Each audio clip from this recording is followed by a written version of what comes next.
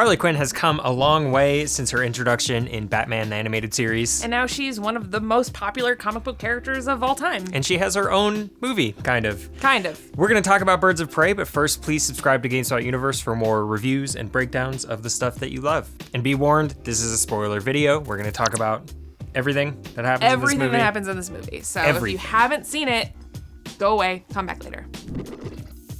Meg, Meg, did you like this movie? I loved this movie. I was shocked at how much not that I wasn't a Harley fan or, kind of on board with the DCEU post, Shazam and Aquaman. I don't think we call it that anymore. I think that term is out of vogue. Whatever. You know what I mean. I was, I've been on board with these movies. I think this is the best one yet. Honestly, because I tweeted this, I also loved it, but I tweeted after we saw it that it was my favorite modern DC movie because we don't say DCEU anymore. I don't know that was ever an official term. I don't think it was. For the sake of clarity, it's, But people said, what about The Dark Knight? That's not a modern DC movie. That was 12 years ago. Go look in a mirror and contemplate how old you are. Because that made me feel so old, but The Dark Knight was 12 years ago, so I'm not comparing it to that. We'll compare it to Aquaman, Wonder Woman, and Shazam as the modern pantheon. even BVS, Man of Steel, this spat of... I don't even really count Joker. No. Because I loved Joker, but this is not in the same ballpark. It's not any... There's no continuity between Birds of Prey and Joker. It's totally a separate thing. But there is continuity between Birds of Prey and Suicide Squad. There sure is. So, which is a little unexpected, but honestly, the way that they pull it off is great. I think that they really nail the balance of actually... It's starting to feel more like a cohesive shared universe. It's almost like you need to... It's almost like they needed to put the time in to establish characters separately. And Who then, could have guessed? Who could have possibly if only guessed? there had been a model for this, of somebody who had done it before them. If only. My God. But either way, this movie was so much fun. It's not necessarily trying to say anything or do anything kind of out of the ordinary, but it's having such a good time. I agree with you 50% because I think it's very out of the ordinary. The whole movie is, what I loved about it is the tone and the aesthetic and even the action are unique. I don't think there's anything else like this. I At agree least that in the superhero genre. Yeah, I agree that it's not trying to say anything, but that's fine. Yeah, it's totally fine. That's some movies have a message, some don't. Yeah, and it doesn't really need to. It's fine. Should we say the full title of the movie? Yes, it is Birds of Prey and the Fantabulous Emancipation of one Harley Quinn. Just one, not multiple. One Harley Quinn. So this is Harley's first movie post Suicide Squad. And it's pretty much entirely about her, but in the interim, she and Joker have broken up. And this happens off screen. Right. Joker is not in this movie besides, I think, one shot of there's the back of his head. Behind the head shot of, which is the scene we see in Suicide Squad, and that's the origin story. That's reused footage. Yes. Yeah, but so the movie is entirely from Harley's perspective. And a lot of it is just kind of day in the life of Harley Quinn. It's very small compared to a lot of, superhero movies. The stakes are very small, the story is very small. It's a street level plot. Exactly. So no one's trying to destroy the world. There's no big beams of light. No. Or goddesses or sorcerers. Yeah, there's no dark side or anything. There's not a single superhero landing. If we're going with Deadpool jokes, there's not one superhero landing in this whole movie. Not a single one. Which I love so much. Yeah, I wonder how many superhero landings were in the script.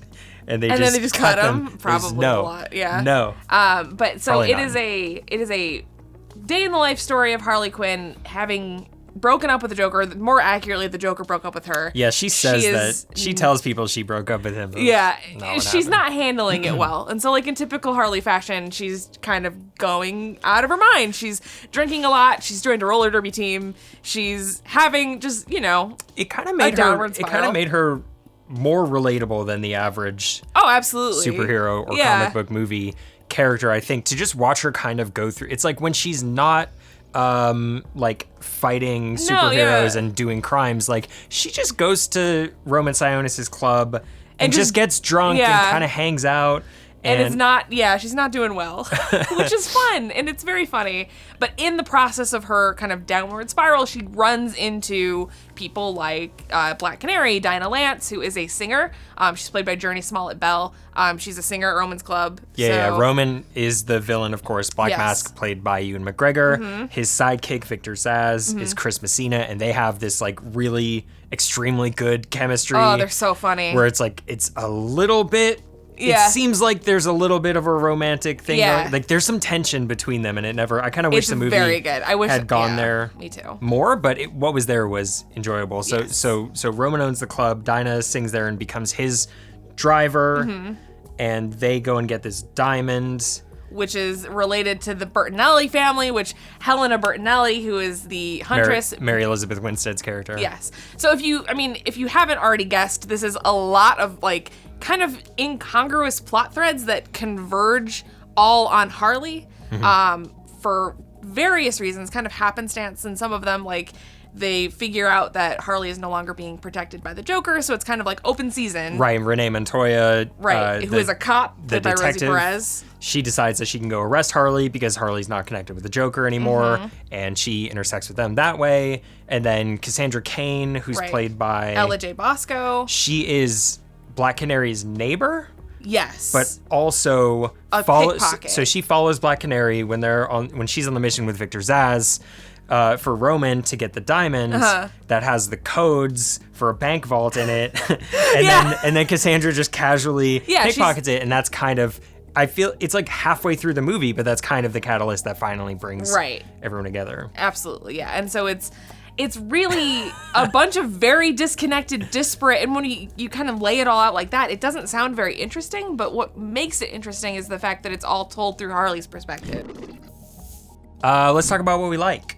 There's a lot of it. Like, that's what I'm going to say, is there's so much in this movie to like. Yeah, so the structure is that she's telling the story of her breakup, and it gradually evolves into this other story, but she'll get, 3/4 of the way through one plot line, and then she'll go, hang on, let me, I'm not telling this right. Yeah. Let me rewind, and she'll go back, 4 days earlier and show it from a different character's perspective, and thus they all And she's constantly kind of interrupting for freeze frames, so like all of the character introductions have, like they're splashed across the screen with like name, such and such, grievance, whatever. Everybody's grievance against Harley. The funniest ones are I think, when Roman finally comes at her, just like Roman grievances. It's just everything a huge list. Everything she did that pissed him off, including voting for Bernie.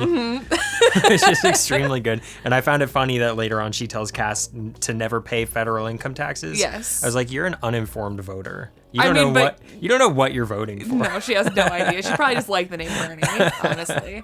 She's just an agent of chaos.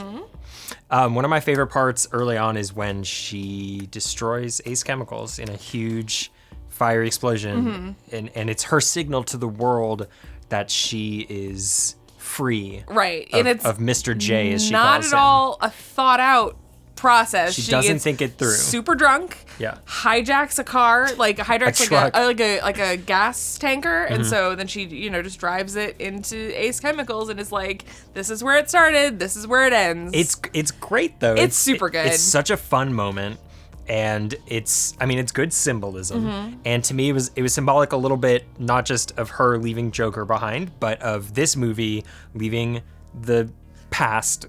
I.e. Suicide Squad behind, because that movie sucks and everybody hates it, and I'm sorry if you don't, but you're wrong. It's bad.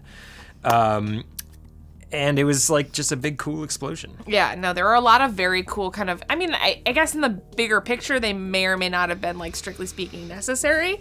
But they were so cool. Like, there's so many fight scenes in this movie that are... There's a lot of action. Like, the action per minute... It's wild. ...is huge. But they're all really good... They're so... ...fight scenes, good. too. And they're so creative and so inventive. And they're, like, the soundtrack of this movie is also just loaded, like, top to bottom with bangers. It's so much fun. So, like, there's a giant fight that takes place in...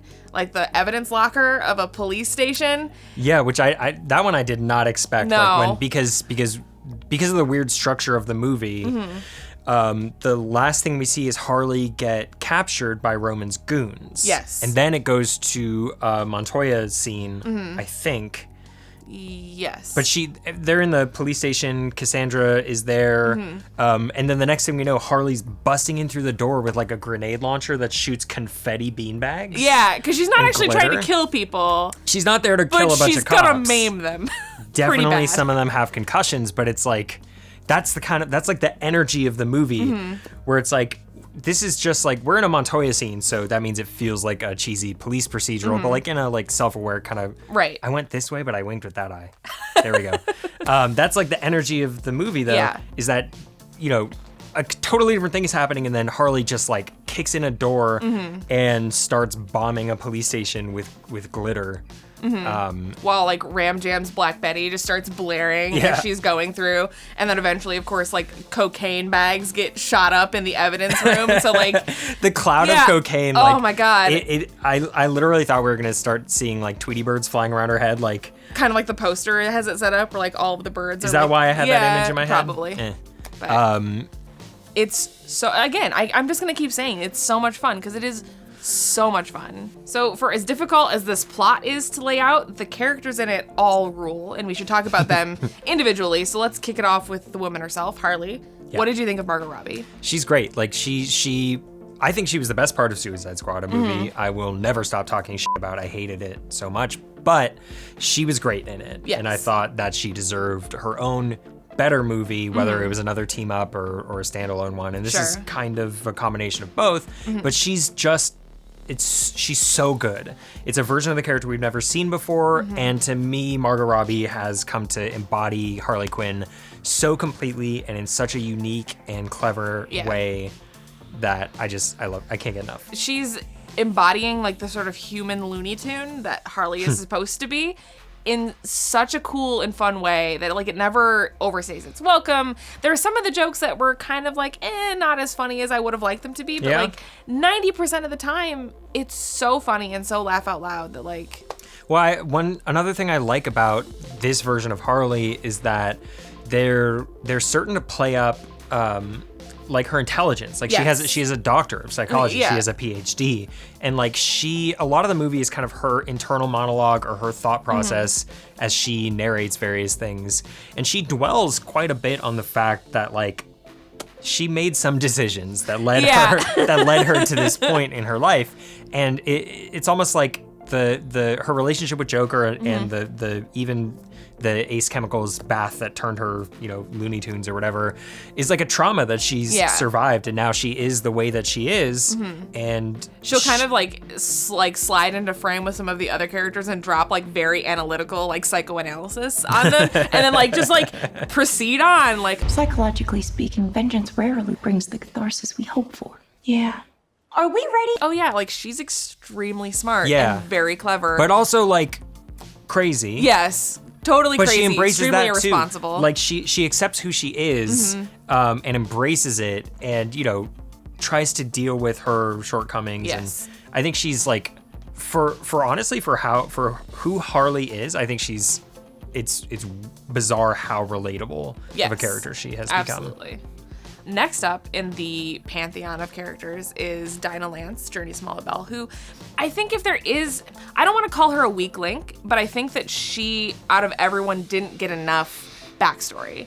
Like, she didn't really have as much going on as, like, say, Helena or Renee. They hint at it. They do. And I figured you would know more about this than I do, because there's scenes between Black Canary and Detective Montoya where they're referring to Dinah's mother. Yes, which is a whole can of comic book history worms that it would take me an hour and a half to explain in detail. But they hinted that backstory. Right, it's winked at. But for me, like, I don't know any of that. Sure. And so for me, I did feel like that was enough for me to understand her character. Like, sure. I didn't go out of scenes like that going, oh, I need to know more about that. Like, it established enough. Did you not feel that way? I think it did establish enough, but when you stack it up next to like Helena, who gets a giant like flashback sequence of like exactly what she's doing, exactly what's motivating her, it doesn't feel like, it feels like the scale is way tipped in Helena's favor versus Dinah's favor. That's fair. Which is not terribly bad, but it could have been balanced a little bit better. I did like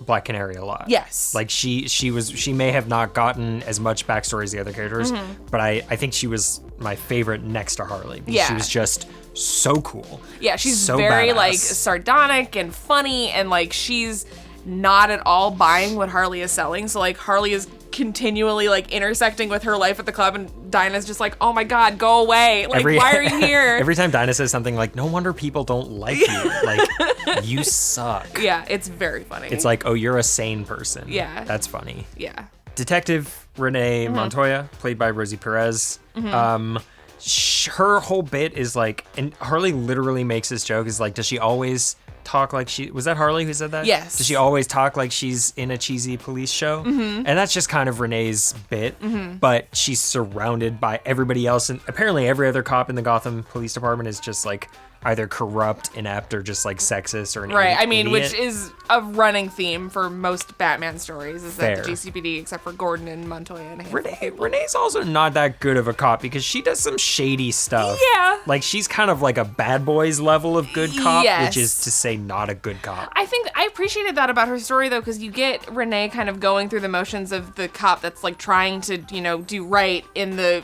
corrupt GCPD, but it doesn't tie a nice little bow on the end. Like her story ends with her being like, okay, screw you guys, I'm leaving, bye. Yeah, I guess I'm not a cop anymore. Yeah, like she can't make things right in the system, so she just says, all right, it, I'm out. She's like the least cartoonish of all the characters, I think. Except for the fact that she's running around in a shirt that says, I shaved my balls for this the entire movie until the very end. I almost forgot about that. Yeah, most of the film she's wearing that shirt. Which is just an incredible choice. Inspired wardrobe. Oh, so funny. Great job. Yes. How do we feel about the crossbow killer? Oh my god. See, whereas Dinah is your favorite after Harley, Helena was my favorite character in the movie. She is so funny. This is a take on Helena I've never actually seen before. Like, the backstory is there from the comics. It's almost the exact same thing. Like her whole family is killed. Yeah, she's from a mafia family. They were all massacred. She survived, then had, you know, her Batman training montage to become a badass vigilante. And that's all in there. It almost felt like a Kill Bill style. Like in Kill Bill 1 when it goes to like the anime montage of O-Ren Ishii's origin. Yes, 100%. Yeah, but a funny version. Right, and so like Helena thinks she's in a samurai epic. Like she thinks she's in this like rain-slicked, like super hardcore story. She thinks she's Ronin from Endgame. Yes, completely. Like she's trying so hard to like sell this, and no one is buying it. Like, they just don't take her seriously. Yeah, so everybody calls her the crossbow killer. She's like, it's Huntress. Yeah, she wants to be Huntress. Like, we even get the like, it's like a Taxi Driver riff of her standing in the bathroom, like talking to the mirror, being like, my name's Huntress. That was like, it was so, that was one of the biggest laughs of the movie, funny. I think. And but at the same time, like, she's very dangerous. Yes. And she is she's not just like a one note. She doesn't just exist to have this joke play out. Like, right. I liked her character as well too. Like, there's more layers to her. Yeah, she's very funny in the sense that she's almost like, she just can't pick up on social cues, but she's very good at like what she does. Like, she's very disciplined and very dedicated and like a huge asset. I mean, she gets it done too. Yeah, she exactly. kills everybody who she's there to kill. I think the movie is so incredibly good at like giving each character a bit or a joke that they're going to return to over and over. Like, this is the joke about this character. Yes. But at the same time, making them real characters underneath that. So it never gets old. Yes. None of it ever overstays its welcome. And it's like, anytime any of them are on screen, I'm like, I want to know more. And, absolutely. And yeah, it's, man. So then finally we have Cass, who is Ella J. Bosco. This is a new take on Cass. This is a Cass Cain that no one has ever seen before. This is not the Cass Cain from the comics. What is she like in the comics? In the comics, she is almost like Huntress. Like, she is the son or the daughter of a assassin named David Cain, who trained her to strictly fight. Like, he never taught her to speak. She can't read. She communicates with like body movements, and so she's. That's weird. Yeah. Wouldn't you like pick up on talking after? No? Okay. he kept her in like an enclave. Like, she's like the perfect weapon. So what does this version have in common with that version? Absolutely nothing. Then the name. My question is, why? That's a good question. Like, it's hard to really tell. There are a couple characters in the Birds of Prey pantheon who I think could have also been the Cass character in this movie. Like, there's a character filled that role. Yes, like there's a character named Misfit who is a very obscure Birds of Prey pull, but like that would have worked. But I don't really know why they decided to use Cass Cain in this context, because she literally has nothing to do with Cass Cain. Well, and also she's not much of a character. Like, she's more of a MacGuffin almost. Yes. Like, she is the force, she's the goal that brings all the other characters together. Not that she does a bad job. Right, yeah, no, she's fine, but she doesn't really have any sort of like standout moment, whereas like everyone else kind of does. We don't get a lot of backstory for her. Like, she's not She's as a foster much, kid. She's not as much part of like the ensemble as the other characters. Right. Which I think, hopefully, and this movie ends with, you know, kind of Harley and Cass driving off into the sunset with one another. So I'm hoping that they're teeing her up for something maybe in the new Suicide Squad movie. Or it's hard to hope something. For that. I don't know. It's hard to anticipate stuff like that with DC because exactly. they're always veering off in other directions. So I really I like this take on Cass. I still am at the, you know, coming through the movie, I don't know why it's Cass, and I'm hopeful that in the future we'll get some justification or we'll get more information about this specific version of the character. Because like I'm down with it. Like, it's fine. Yeah, but it's fine. Do you want to talk about Ewan and Chris? Yes. I loved them. Our boys? I loved them. They're so good. Okay. Ewan McGregor as Roman Sionis and Chris Messina as Victor Zsasz, I think are maybe my favorite, besides like Thanos, are maybe like my favorite villains in a comic book movie in certainly in recent memory, maybe like in the last decade. Like, yeah, no, absolutely. They're so interesting, and not just like the gay undertones of their relationship with each other, but they're so weird and they're so small scale that like you really get the like. Roman doesn't want to take over the world. No, he just wants power. Like, which is great because I'm so sick of that. Yeah, me too. And so like all he wants is power and control, and that's it. And so like when we spoke to Ewan McGregor about this movie, like he spoke very frankly about the fact that he has focused completely on his need for control. And so like you really only see him in his club or in his apartment, but he's also got this sort of very realistic, like eccentric billionaire thing going on. Yeah, he's extremely flamboyant. Yeah. And he's almost childish. He's like very childish. Like he wants to, the first time Dinah goes up like into his flat above the club and he's just like showing off his antiquities. Yeah, his like very like his like stolen, you know, like tribal artifacts. Like he's like haha. He's extremely misogynistic. The cultural appropriation vibes are everywhere, and so he kind of embodies a lot of different just like aspects of evil. Very real people. But like realistic, real people. Like a realistically evil rich guy. Yeah, absolutely. Who's not, you know, cackling maniacally, petting a cat behind even when desk, they're, you know, they're kind of like, they're starting to talk about Helena and, you know, like, oh, they call her the crossbow killer. And he's like, I like crossbows. Why isn't she mine? Like, he wants to control everything. He wants everybody. He wants to own everyone. He wants to own Harley. He wants to own Dinah. As soon as he sees that Dinah she's not just a singer. She can fight. Yeah. As soon as he sees that, he, you know, essentially intimidates her into coming, like, she waffles a little bit, like, you know, he gave me a job, but she eventually realizes that he sucks. And then Chris Messina is Victor Zsasz, which is a little bit of a different take on Zsasz. This is kind of a pull from the earlier years of Zsasz. So if you watch like Gotham, or if you've read kind of comics in the recent years, Zsasz is way more of like a almost Hannibal Lecter style murderer, and he tallies, like that's his big thing, is he carves tally there's marks. that scene where he opens his shirt and he's got like the scars all over his chest. So like that is part of it in the movie. It's a little less organized. Like you get the sense in the comics that Zsasz is like a very like almost emotionless, like sociopathic killer. Like he's just gonna murder everybody. And this Zsasz is just very like helplessly devoted to Roman. Who is, like they're in love. Yeah, like, and this Zsasz is like, he's like, oh, Roman needs me. It's okay. Like, it's fine. Which, like, I don't really know what he's getting out of this relationship aside from like Roman's wealth and power kind of by proxy, but it's such an interesting take on, it's a new take on Zsasz that I really appreciate. He gets to carve people's faces off. Yes. Which he clearly loves. Loves it. If we were going to stick with the Looney Tunes metaphor, I would say Zsasz is like the Tasmanian devil. Yes. In that definitely. He just is going to do what he's going to do, and he's kind of a force of nature. Yeah. But he's also not very smart. No, he's not. He's not super intelligent. So you also get the, you know, the impression that Roman, who is also not that smart, is very good at manipulating him. So they have this weird symbiotic, horrible, like, manipulative relationship where they're both just kind of leaning on each other to encourage one another. So it was real good. It was a good dynamic. I also want to point out that Roman is definitely dead. He got exploded. Yes.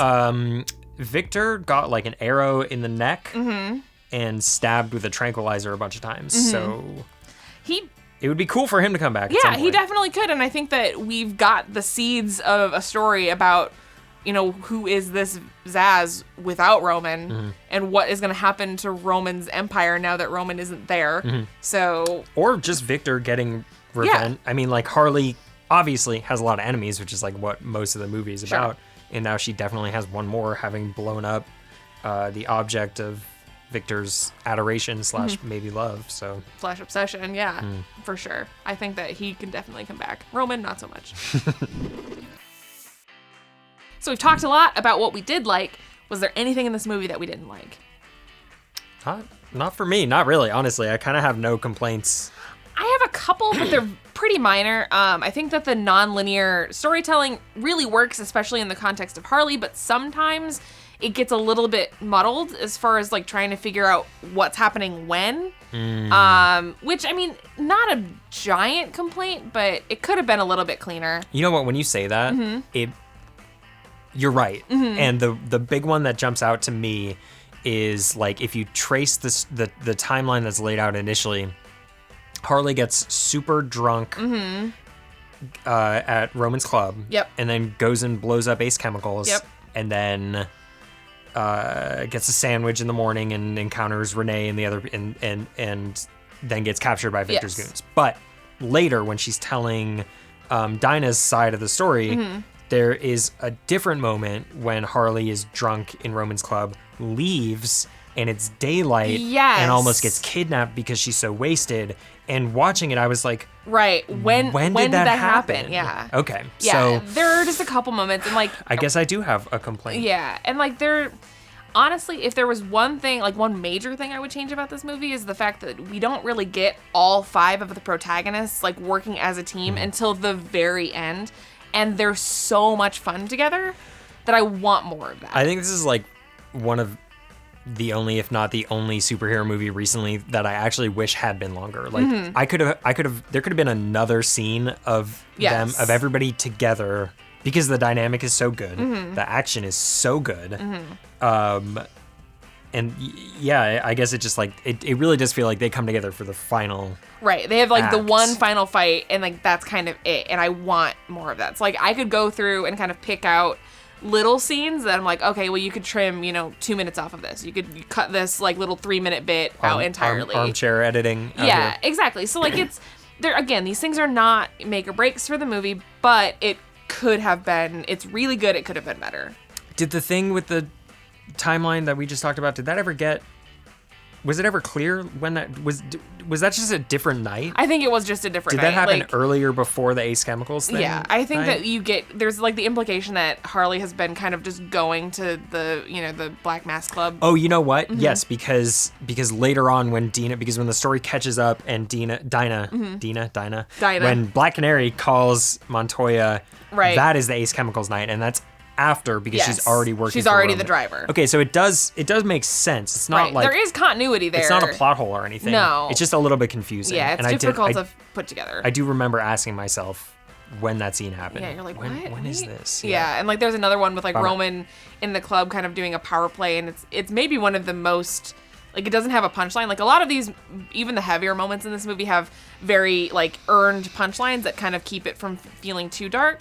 There's one scene with Roman in his club where he's like having a mental breakdown and is torturing this like random woman who's a patron. Yeah, I would call that, it was egregious. Yeah. For sure. Yeah, it wasn't necessarily, like, it was fine, and it's uncomfortable, but not in a fun way that most of the movie is uncomfortable. Exactly. Even when he's peeling people's faces off, like, that's torture and murder, and it's bad. It's gross, yeah. But it's kind of funny because he's gonna spare her life, and then she blows a snot bubble on him. And he's like, ew, yeah, like. And it's despicable, but it does something for his character. It's got some levity to it. Yeah. And like there's one scene that has like zero levity at all, and it's not that it's a poorly done scene, but it is a weird scene in the context of the rest of the movie. Totally. So like that could have been cut.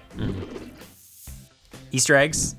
Tons of them. Anything that you loved from the movie that you want to bring up? There's a bunch that are very, very clever. Like, for one, Harley's roller derby career. If you are a fan of, like, modern DC Comics and the modern kind of Harley solo series, she gets random jobs and hobbies, and roller derby's a big one, so it was very fun to have Harley roller skating around. I thought it fit really well, and then it also gave them the opportunity to do the roller skate car chase later which on. Ruled. It was so good. It was so cool when she is like bracing herself on Huntress's motorcycle. Yes. And like then later she's like getting towed by Huntress like on a cable. Yeah, it was so cool. Like I think I tweeted that. Like why aren't there more roller skate based action scenes in movies? Because it was so cool. And then we also get Janus Corporation or Janus Chemicals, I think, or Janus Cosmetics. I think it was Janus Corp. Yeah, something like that. But in the comics, that's Black Mask kind of. There are many incarnations of Black Mask in the comics, and one of them he is the like CEO of Janus, which is. It starts as a cosmetics corporation. It's also like a real estate corporation at one point. I think it changes semi-frequently, but you get that, and they very cleverly black out the J every so often in like the background of scenes, so it just says Anus Corp or whatever. Which, get it? A lot of people want to know about the hyena. Mm-hmm. Because he's rad, and there's a big chunk of the movie where you think that he got exploded.